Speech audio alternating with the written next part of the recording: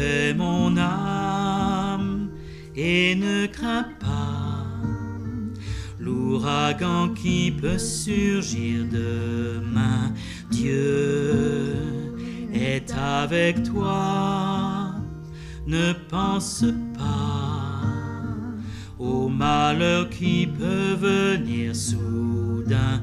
Dieu, tu es mon Dieu, quand je m'appuie sur toi, je ne tremble pas. Seigneur mon rocher, apprends-moi à me reposer sur toi et sur toi seul.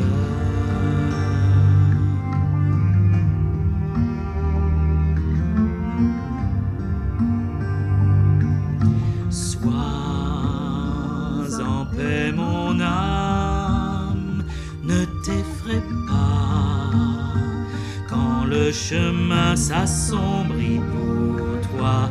Tiens, ferme et levé le bouclier qui éteint tous les traits enflammés. Dieu, tu es mon Dieu, quand je m'appuie sur toi, je ne tremble pas. Seigneur mon rocher, apprends-moi à me reposer sur toi et sur toi seul.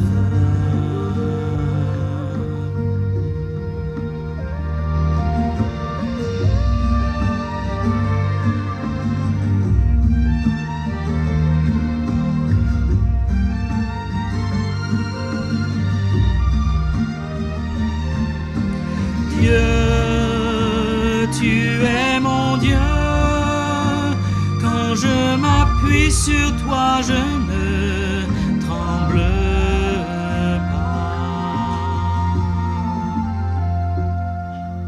Sois en paix mon âme, ne quitte pas la vérité qui est en Jésus. Attends-toi à Dieu et renaîtra l'espoir que tu avais perdu. Dieu, tu es mon Dieu, quand je m'appuie sur toi, je ne tremble pas. Seigneur mon rocher, apprends-moi à me reposer sur toi et sur toi seul, sur toi et sur toi seul.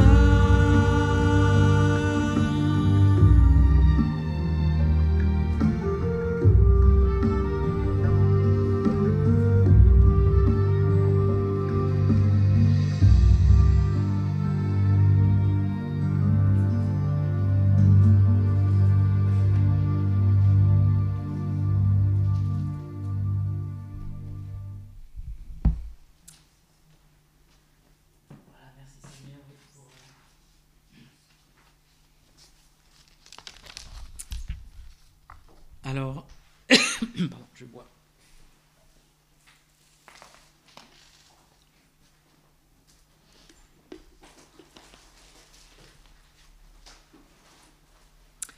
Le Seigneur a dit de ne pas s'inquiéter. Alors, je m'inquiète parce que je vais avoir la Bible.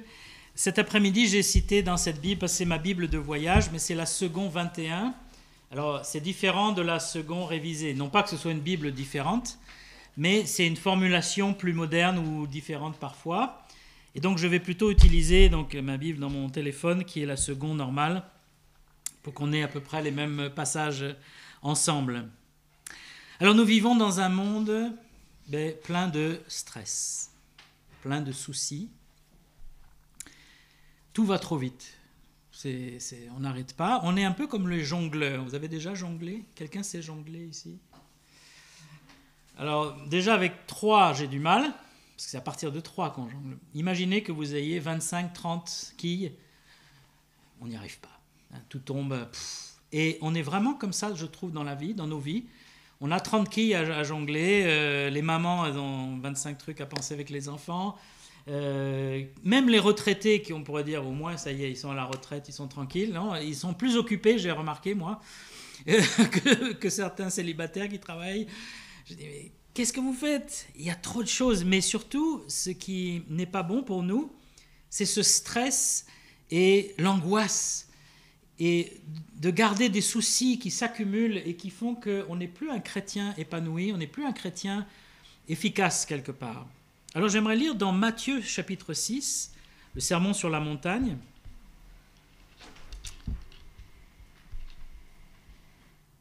Où Jésus, donc, voilà, à partir du verset 25, Matthieu 6, 25 et la suite. C'est pourquoi je vous dis, ne vous inquiétez pas pour votre vie, de ce que vous mangerez, ni pour votre corps, de quoi vous serez vêtus. La vie n'est-elle pas plus que la nourriture, et le corps plus que le vêtement? Regardez les oiseaux du ciel, ils ne sèment ni ne moissonnent. Ils n'amassent rien dans des greniers, et votre Père céleste les nourrit. Ne valez-vous pas beaucoup plus qu'eux? Qui de vous, par ses inquiétudes, peut ajouter une coudée à la durée de sa vie? Et pourquoi vous inquiétez au sujet du vêtement? Considérez comment croissent les lys des champs.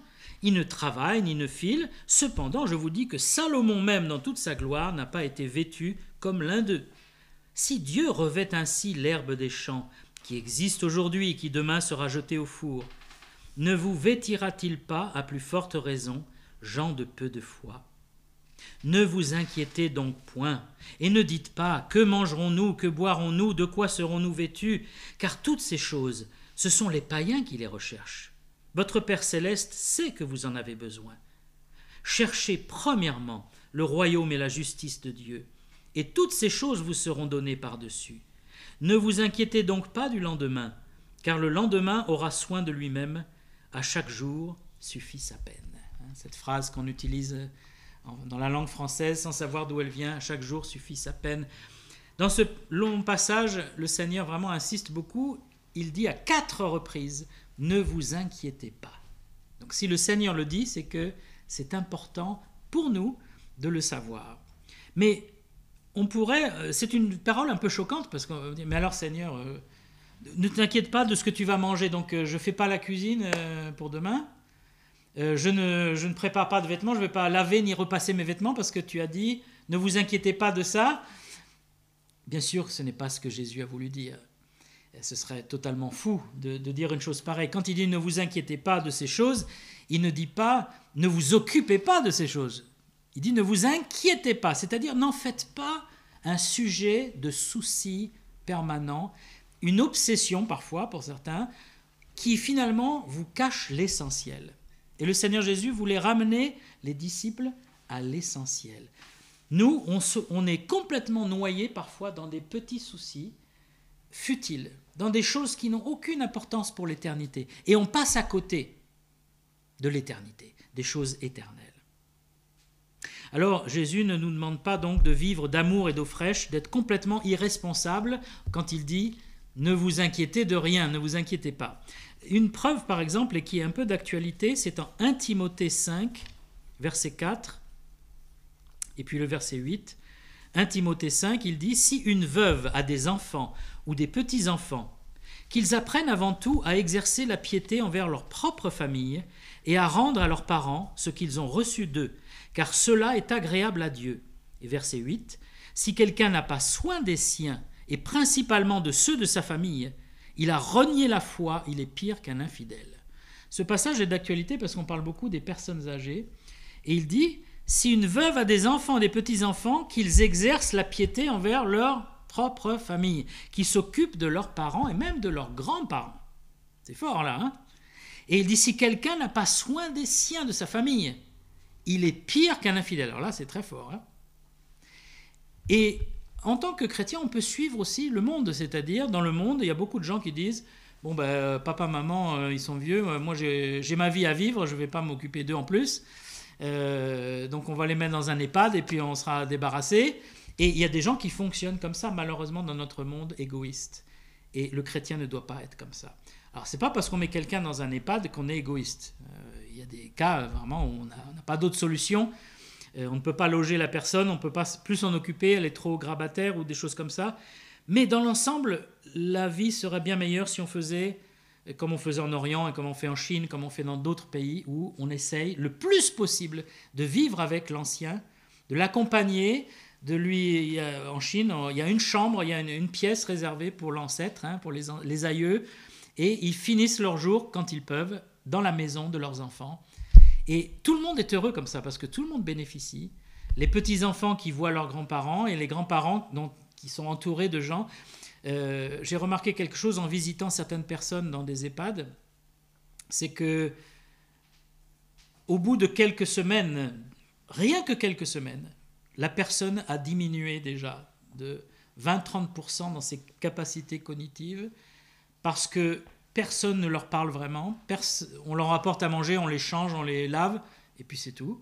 On leur dit rien, il n'y a pas de conversation. Et c'est quand nous, on allait parler avec eux, c'était une chrétienne, donc on allait parler du Seigneur, qu'elle reprenait un peu de vie. Au bout de 20 minutes, une demi-heure de conversation, je la retrouvais. Mais au début, elle était complètement avachie, complètement anesthésiée. Et je sais qu'au bout de plusieurs semaines, de plusieurs mois ou années, ça va vite, on perd, parce qu'il n'y a pas ce contact humain dont on a besoin, c'est vital.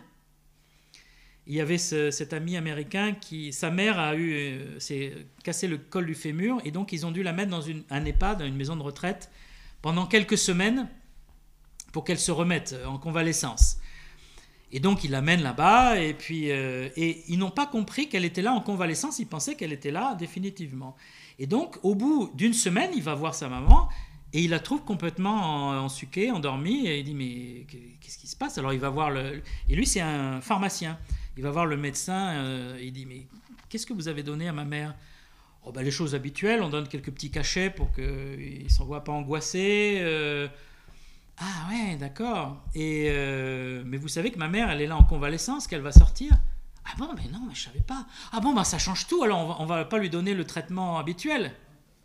Ça veut dire que le traitement habituel, c'est de vous endormir et pour que vous soyez une loque, que vous ne dérangiez personne, que vous ne vous rouspétiez pas si la nourriture n'est pas bonne. Et comme ça, vous finissez, c'est affreux comme système, c'est vraiment un système affreux. La Bible dit, ne soyez pas irresponsables avec vos parents, occupez-vous de vos parents le plus possible, parce qu'il y a des fois, on a des limites. En tout cas, ne vous inquiétez pas, c'est pas ça. C'est pas soyez quelqu'un d'égoïste et irresponsable. En fait, Jésus constate qu'il y a un manque de foi, il dit, gens de peu de foi. On a un problème de foi, de faire vraiment confiance au Seigneur. Et c'est pour ça qu'on s'inquiète trop. C'est pour ça que les soucis prennent trop de place dans notre vie. Et là, on est tous, je pense, à la même enseigne. On a tous ce problème. Et moi, le premier, quand j'ai préparé ce message, j'ai dit, Seigneur, il faut vraiment que je progresse et que tu m'apprennes. Et vraiment, le Seigneur Jésus donne des réponses. C'est ça qui est merveilleux. Alors, je pense que nous ne comptons pas assez sur Dieu. N'est-il pas le Tout-Puissant? El Shaddai, vous connaissez? N'est-il pas celui qui pourvoit? C'est comment en hébreu? Yahvé Jiré, celui qui guérit, Rapha, notre délivrance, notre rocher. Est-ce que le Seigneur n'est pas tout ça pour nous? Oui, mais est-ce que c'est une théorie ou est-ce que c'est vrai? Si le Seigneur est mon tout-puissant, il peut tout faire, il pourvoit mes besoins, pourquoi je suis encore en train de me combler la tête avec des soucis? Alors, d'abord, il commence avec l'idée de la nourriture et du vêtement. Il dit, la vie vaut mieux que la nourriture, vaut plus que la nourriture. Qu'est-ce qu'il veut dire? En gros, on dirait aujourd'hui, il vaut mieux manger pour vivre que vivre pour manger. Vous connaissez cette expression? C'est-à-dire, si je vis pour manger, ça veut dire que je ne pense qu'à manger. Je ne vis que pour ça. Qu'est-ce qu'on va manger après? Et ça me fait penser aux alcooliques, par exemple. Quelqu'un qui est alcoolique, il pense qu'à l'alcool. C'est l'obsession de sa journée, du matin au soir. Il se dit, comment je vais boire ma prochaine bouteille. C'est quelque chose d'affreux, c'est une prison mentale, abominable. C'est vrai avec toutes les autres choses, toutes les drogues, toutes les addictions, quelles qu'elles soient. Vous ne pensez qu'à ça et vous êtes complètement emprisonné. Non, on mange parce qu'on veut vivre. Alors en France, on a cette chance de bien manger, d'avoir des bons plats, des bons fromages, des bons légumes, de la bonne viande, et on se régale. La Bible n'interdit pas du tout de se régaler, au contraire. Même on remercie le Seigneur pour la bonne nourriture. Mais si ça devient une obsession, alors en plus, il y a dans le monde, il y a des émissions avec des chefs cuisiniers dans tous les sens. Il y a des cours, maintenant tout le monde prend des cours de cuisine. Avec le confinement, tout le monde a commencé à apprendre à devenir chef à la maison. Et tout ça, c'est sympathique, c'est amusant, et il n'y a rien de mal en soi, c'est pas un péché de faire ça. Mais si ça prend la première place dans ma vie, il y a un problème. C'est que la nourriture prend une place exagérée. La nourriture, c'est un carburant, surtout, premièrement, pour nous faire vivre. Quelqu'un a dit, 1/5 de l'humanité cherche à maigrir, c'est-à-dire notre société occidentale, et 4/5 aimeraient bien manger quelque chose, parce qu'il y a énormément de gens qui n'ont pas assez à manger, et toute la journée, ils se disent « Comment je vais nourrir mes enfants ?» par exemple. Donc, il faut mettre les choses à leur place, à la priorité. Pareil pour la nourriture, pour le vêtement, pardon. Jésus prend l'exemple des petits oiseaux. Il dit « Les petits oiseaux, ils ne filent pas, ils ne font pas de tissage, ils ne fabriquent rien et ils sont habillés magnifiquement. » Il y a des oiseaux qui ont un plumage magnifique sur Facebook. Des fois, il y a quelqu'un qui poste des photos d'oiseaux magnifiques et à chaque fois, c'est avec un mot « gloire à Dieu » parce que c'est une œuvre d'art. L'oiseau, on dirait que quelqu'un a fait une peinture artistique dessus. Moi, ça me coupe le souffle. Et donc, si Dieu peut s'occuper des oiseaux comme ça, à combien plus forte raison nous, ses enfants, nous des êtres humains, parce que pour Dieu, l'être humain est au-dessus, est plus proche de lui, parce qu'il nous a créés, par rapport aux animaux, à son image. Les animaux ne sont pas créés à l'image de Dieu. Ils sont des créatures de Dieu, que Dieu aime et que Dieu il en prend soin, mais nous sommes plus, parce que nous sommes créés à son image. Quand on est croyant, on est ses enfants. Et donc, il dit, s'il s'occupe bien des petits oiseaux, est-ce qu'il ne va pas s'occuper de toi? Mais oui, t'inquiète pas, tu auras toujours de quoi t'habiller, de quoi te nourrir, en comptant sur le Seigneur. Si tu lui remets tes besoins, tu auras un travail qui te permettra de manger, et tu auras tout ce qu'il faut, mais si tu commences à être obsédé, alors combien, avec les chaussures, par exemple, il y a des personnes, c'est les chaussures. Donc, il y a des femmes qui ont 150 paires de chaussures. Maintenant, c'est la mode des sneakers chez les jeunes. Ils font collection de chaussures qui coûtent 300 € la paire et ils ne la mettent jamais parce que c'est une collection, donc vous ne la mettez surtout pas. Ils ont ça à la maison, 300 €. Ça ne sert à rien puisque tu ne les mets pas, mais tu l'as. Tu dis, j'ai cette paire-là qui est super rare. Bon. Là, on est dans l'excès, on n'est plus dans la sobriété, on n'est plus dans on a perdu la boule.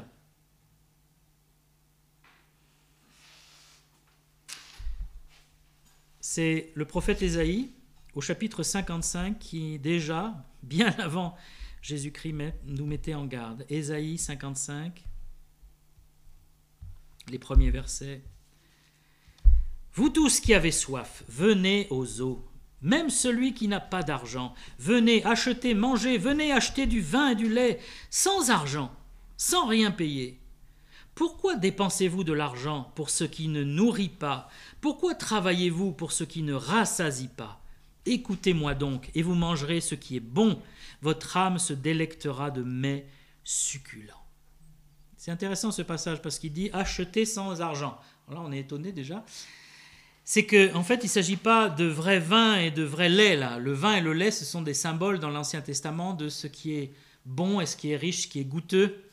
Et donc, il dit « achetez de moi par la foi gratuitement les meilleures choses qui vont combler votre âme. Mais vous dépensez votre argent pour ce qui ne nourrit pas, alors que moi, gratuitement, je vous donne ce qui nourrit votre âme. » Et là, il y a un point très important dans ce message.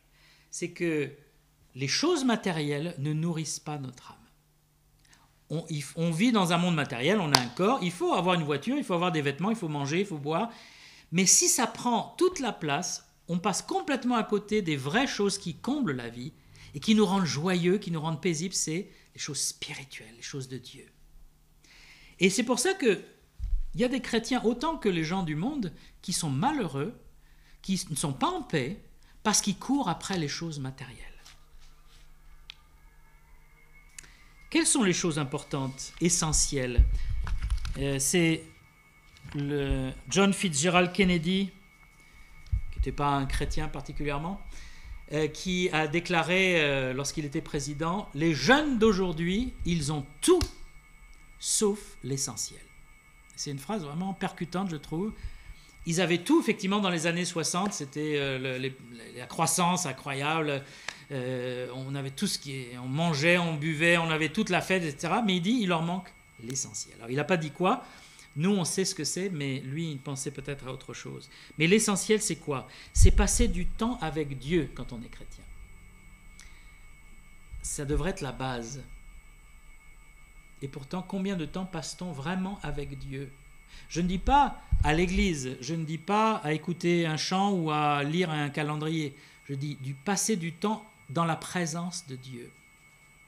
C'est un frère un jour dans l'église qui a fait un message sur « Entrez dans la présence de Dieu quand vous priez ».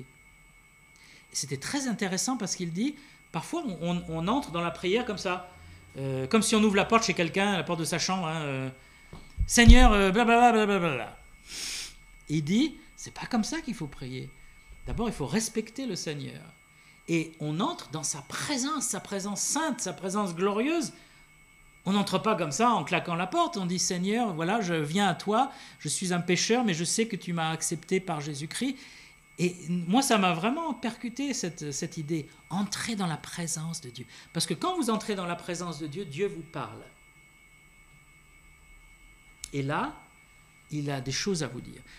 Moi qui suis plutôt occupé, je dirais, dans mon ministère, dans ma vie, etc., il y a des moments donc, je m'arrête pour prier, soit à l'église, soit chez moi, et chaque fois dans les 5 secondes où je me suis arrêté, le Saint-Esprit a des choses à me dire qu'il avait essayé de me dire avant, mais je n'écoutais pas. Et j'ai plein d'idées qui me viennent, spirituelles, de choses importantes. Je dis, oh là là, Seigneur, j'ai dû rater un train là. Et c'est important de s'arrêter, d'écouter. Qu'est-ce que tu veux me dire, Seigneur ? Passer du temps dans la présence de Dieu, d'aimer Dieu. Le premier commandement, c'est tu aimeras ton Dieu. Comment je vais l'aimer si je ne l'écoute jamais, si je ne m'intéresse pas à lui ? Deuxième point essentiel, le temps avec notre prochain. Tu aimeras Dieu et tu aimeras ton prochain. Avec nos proches. Là encore, on peut être tellement occupé des choses matérielles qu'on néglige ceux qui sont autour de nous. Ça peut être un mari qui néglige sa femme, une femme qui néglige son mari, ça peut être des parents qui négligent leurs enfants, des enfants qui négligent leurs parents. Quand on est enfant, des fois, on dit « Oh, mes parents, je les ai toujours sur le dos, j'en ai marre. » Ah, mais quand ils seront plus là, tu te sentiras libre au début, mais après, tu diras « C'était bien quand même, mes parents, ils m'ont donné une éducation, ils étaient là pour moi. Quand j'avais un problème, ils m'écoutaient. Quand je pleurais, ils me consolaient. Quand j'avais besoin d'argent, ils ouvraient le porte-monnaie. Mais maintenant, je suis tout seul. J'ai plus mes parents. Et c'est important de penser quel temps j'ai avec mes proches. Est-ce que j'ai du temps de qualité ? Parce que là encore, on peut vivre ensemble et ne pas avoir de temps ensemble. On cohabite, on est colocataires, mais Dieu veut qu'on ait du temps et qu'on prenne du temps avec nos familles aussi, nos oncles, nos cousins, nos grands-parents, parce que Dieu nous a placés dans une famille, c'est pour être un témoignage, c'est pour les aimer. Le pasteur Adolphe Monod a été atteint d'une longue maladie, et donc il a été sur son lit de maladie pendant plusieurs années, et il a écrit un livre, ses adieux, ça s'appelle. Donc c'est un très beau livre. Et il y a une chose qui est frappante là, c'est qu'il dit « Je n'ai pas assez prié dans ma vie ». Alors c'était un pasteur, c'était un homme de Dieu, un homme spirituel, un homme profond, mais il dit « J'ai un énorme regret, je n'ai pas assez prié ». Et prier, c'est à la fois passer du temps avec Dieu, mais c'est aussi prier pour nos proches. Je m'inquiète, oh j'espère qu'ils vont arriver, je vais faire qu'ils... Et prie. Arrête de t'inquiéter, ça ne sert à rien. Prie pour eux, intercède, c'est le plus beau cadeau qu'on peut faire. On a ce frère à l'église qui est plus âgé, il est veuf et il a quasiment perdu la vue. Et il ne peut plus venir à l'église parce que c'est très loin, il ne peut plus vraiment conduire. Il n'est pas un spécialiste des ordinateurs, donc Internet, il a un peu de mal. Donc il est très isolé, ce frère. Et qu'est-ce que Dieu lui a mis à cœur? De prier pour l'église. Et il reçoit les nouvelles des frères et des sœurs et il prie tous les jours, mais il passe beaucoup de temps, il intercède. Il dit, oh moi je suis bon, je ne vaux rien, moi je ne peux même pas venir, je n'assiste même pas aux réunions. J'ai dit, mais tu ne te rends pas compte la valeur que tu as en priant pour nous? Au verset 27 de Matthieu 5, Jésus dit une autre chose. Matthieu 5, 27. Très importante. Vous avez appris... Non, c'est pas ça. C'est Matthieu 6. Je me disais... Matthieu 6, 27. Excusez-moi. Qui de vous, par ses inquiétudes, peut ajouter une coudée à la durée de sa vie? Et le verset 34, ne vous inquiétez donc pas du lendemain, le lendemain aura soin de lui-même. Jésus dit que s'inquiéter ne rajoute rien à notre vie. Ça n'aide pas de s'inquiéter. Et c'est vrai que si on y réfléchit une seconde, quand je m'inquiète, quand je m'angoisse, quand je trépigne, est-ce que ça aide à la situation? Est-ce que ça résout quoi que ce soit? Zéro. Ça zéro impact, zéro effet. Même c'est peut-être négatif. Jésus ne condamne pas le fait d'avoir des soucis. On a tous des soucis.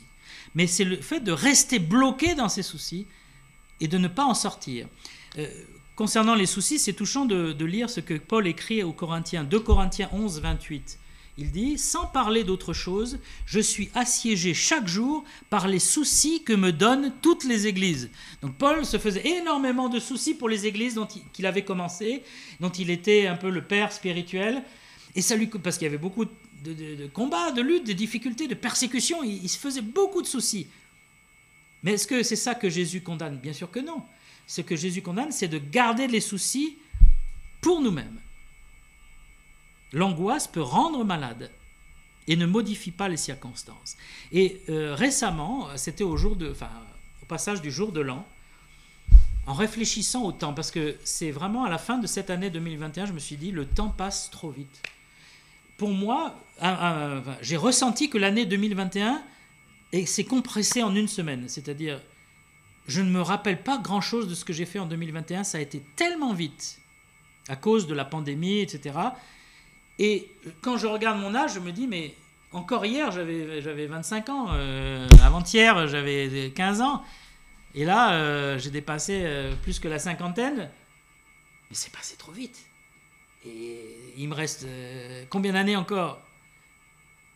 Et donc, ce que j'ai réalisé, et je pense que c'est le Seigneur, c'est que ce qui nous reste vraiment, où on peut maîtriser quelque chose, c'est notre présent. Même l'instant présent, je veux dire. Le passé, qu'est-ce qu'on peut en faire du passé? C'est fini. C'est écrit, c'est déjà terminé. Je ne peux pas changer le passé. Le futur, le futur, il n'est pas encore passé et ça appartient à Dieu. Moi, je ne peux pas agir sur le futur. Il n'y a que Dieu qui a la main sur le futur. Donc moi, il ne me reste que le présent. Et le présent. Et je me suis rendu compte que je n'arrivais pas à vivre dans le présent. Et peut-être que vous allez réaliser la même chose. C'est-à-dire, quand, par exemple, admettons, je prends l'exemple maintenant, je suis là dans mon message. Eh bien, au lieu d'être dans mon message, je suis déjà dans la truc suivante. Ah oui, lundi, il va falloir que... Alors, c'est pas vrai du tout, hein, j'invente là. Hein. Je suis dans mon message, ne vous inquiétez pas.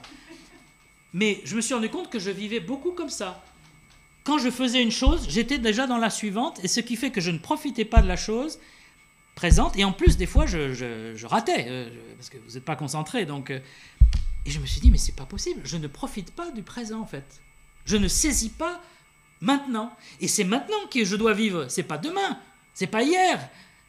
Et je passe à côté de ma vie, en fait. Parce que dans le présent, Je ne suis pas là. Ma pensée est déjà ailleurs.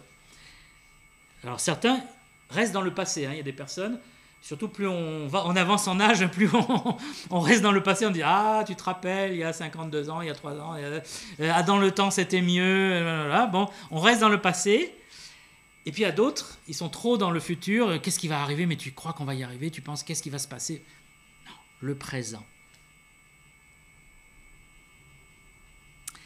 Les soucis, justement, parasitent le présent et le Seigneur veut qu'on ne s'inquiète pas parce que Dieu prend soin de nous. Verset 32 de Matthieu 6. Toutes ces choses, ce sont les païens qui les recherchent. Votre Père céleste sait que vous en avez besoin. On a besoin d'apprendre à compter sur Dieu. Et comment vivre dans ce monde de fous sans s'inquiéter, comme il dit, ne vous inquiétez pas. Comment faire? Il nous donne la réponse dans d'autres passages de la Bible. Il y a celui-là aussi, mais dans d'autres passages, je vais commencer par 1 Pierre 5, 7. Donc, si vous ne connaissez pas ces versets, vraiment, lisez-le, apprenez-le par cœur, récitez-le jour et nuit, mais surtout pratiquez-le. 1 Pierre 5, 7. Déchargez-vous sur lui de tous vos soucis, car lui-même, Dieu lui-même prend soin de vous. Ce n'est pas les anges, c'est Dieu lui-même. Alors déchargez-vous, c'est vraiment une image qui est facile à retenir. J'ai mon sac de soucis. Seigneur, regarde toutes mes responsabilités, mes soucis, tout ce que je dois faire, tout ce que je ne vais pas réussir, et tout ce qu'on m'impose. Je dépose mon sac. Voilà. Et qu'est-ce qu'on fait après, quand on a fini? On reprend son sac et on repart. Et c'est pas ça qu'il faut faire. Parce que si vous reprenez votre sac, c'est comme si vous n'aviez rien fait. Il faut vraiment se décharger sur Dieu et ne pas reprendre nos soucis quand on a fini de prier, par exemple. Parce que ça arrive, on remet à Dieu dans la prière, Seigneur, voilà, j'ai ce fardeau, aide-moi. Et puis, on se lève et on reprend le fardeau. Non, il faut se décharger complètement. Ça veut dire, ce n'est plus sur moi, c'est sur Dieu. Maintenant, c'est la responsabilité de Dieu. Ça ne veut pas dire que je ne fais plus rien. Maintenant, je dis, Dieu va, vaille que pourra, ou je ne sais pas quoi. Non. Mais ça veut dire que je compte vraiment que Dieu va être là dans la réponse. Parce que moi, je ne vais pas pouvoir gérer, donc il n'y a que Dieu qui va pouvoir trouver une solution. Me décharger. Deuxième verset qui était marqué au début, Philippiens 4, 6 et 7.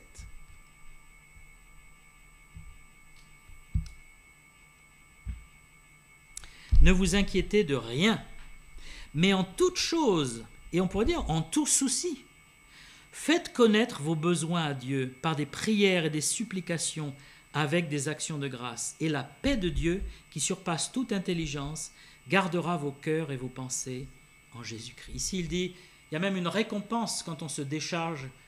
Il y a une paix qui vient de Dieu, qui surpasse toute intelligence, tout raisonnement. C'est-à-dire, nous, on raisonne, oui, mais si c'est comme ci, c'est pas comme ça, et pourquoi ci, et pourquoi ça. La paix de Dieu, elle efface tout ça. Elle dit, calme-toi, je m'en occupe. Vous ne pouvez pas savoir comment ça peut changer votre vie. Surtout si vous êtes quelqu'un de très occupé, qui a beaucoup de quilles à jongler. Parce que vous allez être dans le moment présent. Par exemple, une maman qui fait le linge. C'est pas drôle de faire le linge. Ou un papa d'ailleurs, hein, qui fait le linge. Vous faites le linge et puis une tâche encore. Bon. On peut s'énerver, on peut être et puis penser à autre chose, mais on peut se concentrer, dire Seigneur, merci pour les vêtements que tu m'as donnés, parce que j'ai de quoi me vêtir. Merci pour la machine à laver qui fonctionne bien. Et Seigneur, pendant que je fais ce linge, j'aimerais prier pour quelqu'un. Ou j'aimerais profiter de ce temps pour faire quelque chose d'utile. Et donc, ce moment qui est pénible en soi, faire le linge, c'est pas toujours rigolo, peut devenir un moment paisible et utile. Pareil quand on conduit, quand on fait la cuisine, quand on travaille, quand on est au boulot, on peut être là, oh le patron il est encore sur mon dos, j'en ai marre, on peut se plaindre toujours, gémir. Et par contre, si on prend la chose maintenant, tiens, je suis en train de travailler, mais ce travail, je veux bien le faire pour la gloire du Seigneur. Et je vais m'appliquer, tiens, qu'est-ce que je peux tirer de ce que je suis en train de faire? Vous prenez la vie à l'envers en fait. Plutôt que de la prendre négativement en disant oh, j'ai des soucis, j'ai des inquiétudes, vous prenez la vie en disant Dieu est avec moi dans ma vie, il prend soin de moi, il a dit je me prendrai moi-même soin de vous. C'est Dieu lui-même. Vous me dites, mais comment Dieu peut prendre soin de tout le monde? Ben, il est partout, il est tout puissant. Pour lui, c'est pas difficile. Il peut s'occuper de vous comme il s'occupe de moi en même temps et avec autant d'amour. Et ça, c'est merveilleux. Ne vous inquiétez de rien, faites connaître vos besoins. Donc, on a des besoins, on a des soucis, mais on doit les décharger, les déposer à Dieu. Et lui, en échange, qu'est-ce qu'il nous rend? Sa paix. Est-ce que vous avez déjà vécu ça? J'imagine et j'espère. Mais est-ce que c'est ce que vous vivez régulièrement? En tout cas, ce n'était pas mon cas. Ce n'était pas ce que je vivais régulièrement. Souvent, je confiais mes soucis et puis ce que j'avais en retour, c'est que je les reprenais et j'avais encore plus de soucis. Mais Dieu veut me donner sa paix. Et puis il termine en disant « Cherchez premièrement le royaume et la justice de Dieu ». Et ça, c'est le moyen que Jésus donne pour ne pas perdre sa vie dans des soucis futiles. Chercher, d'abord il faut chercher. Il faut être quelqu'un qui cherche, qui veut s'améliorer, qui veut aller plus loin. Il y a des chrétiens qui stagnent depuis des années dans leur foi. Ils ont connu le Seigneur, ils ont été baptisés, prêt, terminé. Il faut chercher le royaume de Dieu, il faut avancer, Seigneur. Et parfois, on est comme un mouton qui va à l'abattoir. Hein. On avance et on ne cherche pas. Le chrétien doit être quelqu'un qui veut plus. Chercher premièrement, et donc il y a des priorités dans la vie. Tout ne peut pas être prioritaire, c'est pas possible. Il faut faire un arbitrage là. Donc si votre priorité c'est qu'est-ce que je vais manger à midi, ben, votre vie va se résumer à manger. Si votre priorité c'est comment je peux glorifier le Seigneur, alors là ça va changer votre vie. Et vous allez manger quand même. Il dit, hein, toutes ces choses vous seront données par-dessus. Vous n'allez pas arrêter de manger, mais votre vie sera focalisée sur quelque chose de plus élevé, qui est la gloire de Dieu. Parce que c'est ça qu'un chrétien doit rechercher le plus, la gloire de Dieu. Et la volonté de Dieu. Qu'est-ce que Dieu veut pour moi? Ça doit être prioritaire. Il y a beaucoup de chrétiens, ils ont des désirs, ils ont des convoitises, et puis ensuite ils vont vers Dieu en disant « Seigneur, est-ce que tu veux me bénir? Voilà, j'aimerais avoir ça, est-ce que tu veux me le donner ?» Non, ça, c'est prendre la chose comme il ne faut pas. On doit dire « Seigneur, qu'est-ce que tu veux me donner? Qu'est-ce que tu veux que je fasse aujourd'hui? Qu'est-ce que je peux faire avec ma vie ?» Et Dieu vous montre les choses. Et Dieu ne vous privera pas de bénédiction. Vous ne serez pas un chrétien monastique hein, qui n'a aucun plaisir, aucune joie. Dieu donne tellement de joie quand on est avec lui. Vous pensez que les disciples s'ennuyaient avec Jésus, que c'était triste et monotone et austère? Jésus, il était tout sauf austère. Hein. Le nombre de repas auxquels il a participé, c'est incroyable. Il était invité tout le temps, il allait au repas, mais il n'allait pas au repas pour manger. Il allait au repas pour la gloire du Père, pour témoigner, pour parler. Mais il trouvait un plaisir dans ces choses, le Seigneur. Parce qu'il avait plaisir à faire du bien, à aimer. Quand je commence ma journée, je ne sais pas comment vous commencez votre journée, mais est-ce que vous vous levez en disant « Oh là là, voilà tout ce que j'ai à faire aujourd'hui. Je suis déjà en retard. Je viens de me lever, je suis déjà en retard sur mon programme. Comment je vais arriver à le finir ?»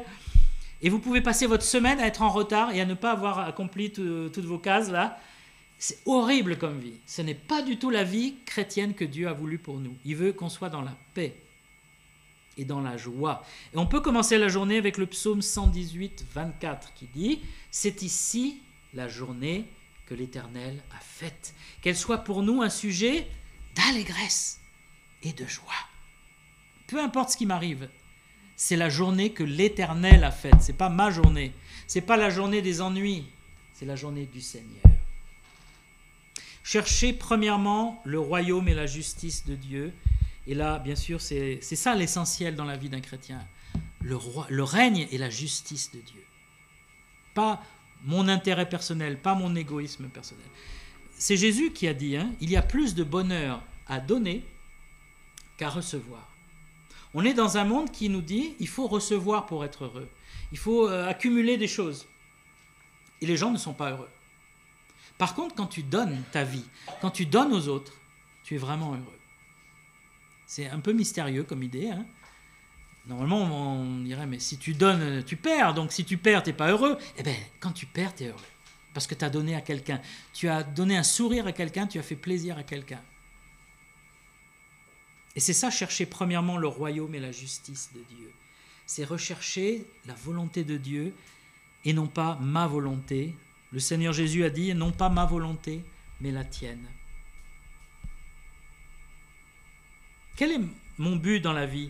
Est-ce que c'est d'amasser de l'argent, des biens matériels, ou est-ce que c'est de voir l'évangile prêché partout dans le monde, que les âmes soient sauvées?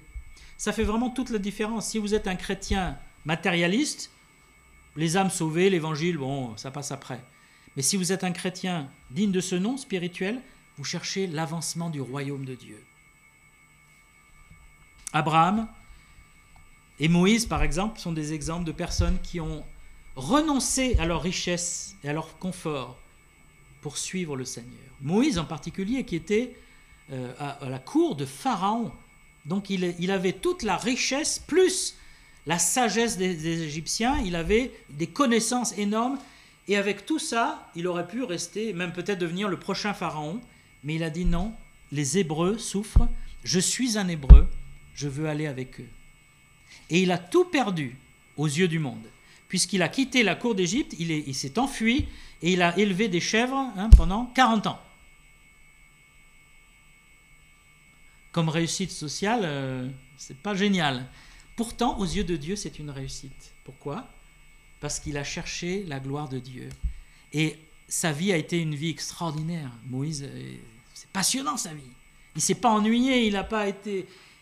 Pourquoi? Parce que Dieu l'a béni en retour de ce qu'il a consacré sa vie. Il a été prêt à renoncer à certaines choses. Et nous, eh bien, on doit être prêt à faire des choix, des priorités. Non, je ne peux pas tout avoir. Non, je ne peux pas tout faire. Je ne peux pas voyager partout dans le monde. Je ne peux pas. Mais c'est pas ça l'important. L'important, c'est d'être dans la volonté de Dieu. Que le Seigneur nous aide à pratiquer ces choses et à vivre notre présent pleinement. On va prier, puis après on chantera un chant.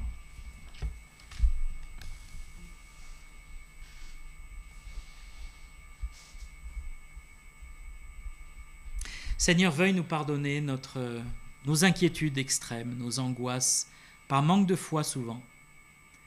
Le fait qu'au lieu de vivre la vie que tu nous donnes, on vit une vie artificielle, une vie fausse, une vie à côté de la plaque. Et Seigneur, merci parce que tu nous ramènes à l'essentiel. Ne vous inquiétez de rien, cherchez premièrement le royaume et la justice de Dieu. Seigneur, c'est ce que nous voulons faire.